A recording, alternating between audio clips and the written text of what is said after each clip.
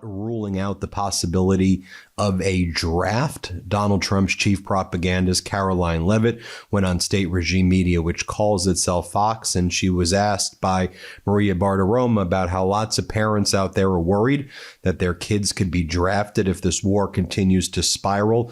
And can you rule that out, Caroline? And Caroline Leavitt says, we're not going to rule that out. One of the great things about Donald Trump is he doesn't rule out the draft with his unlawful war against Iran. He doesn't rule out ground forces and invasion. He hasn't ruled out anything. And as this war spirals out of control, as the markets are tanking, as the price per barrel of oil surges right now to record highs, as we have the biggest shock in oil supply in world history right now, this is what Caroline Leavitt had to say. Here, let's play this clip.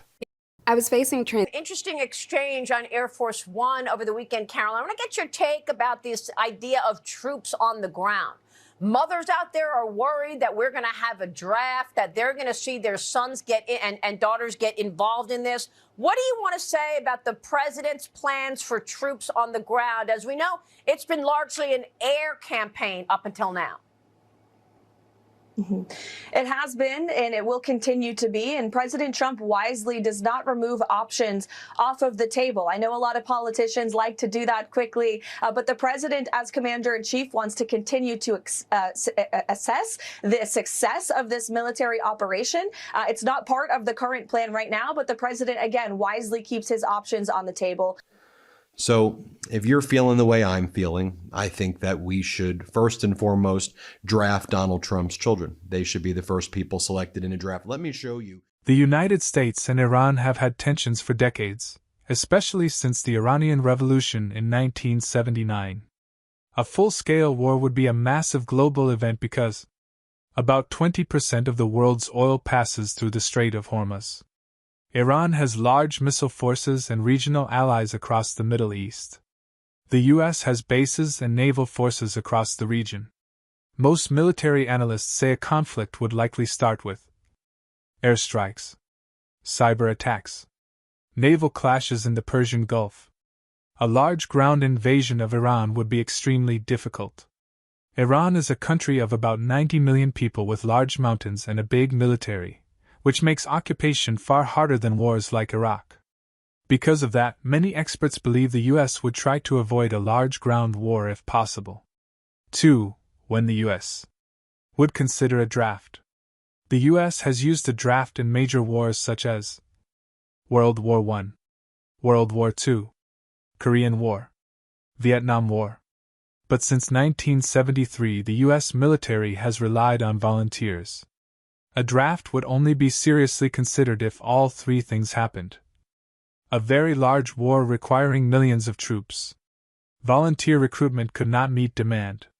Congress passes a draft law. Even during the wars in Iraq and Afghanistan, the U.S. never reinstated the draft, even though those wars lasted 20 years. 3. How a modern draft lottery would work.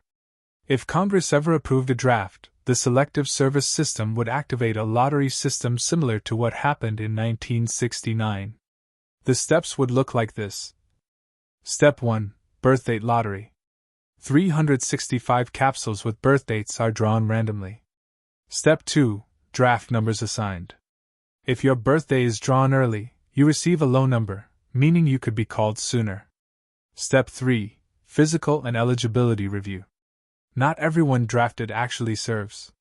Some are rejected for medical issues, disability, other disqualifying conditions. Step 4. Training and service. White heavy check mark, important reality check. Right now, the U.S. military still operates as a fully volunteer force. There is no draft planned or announced. Restarting one would require Congress to vote for it first.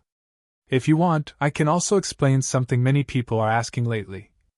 Why oil prices jump immediately when Iran is involved. How Iran could disrupt global oil without invading anyone.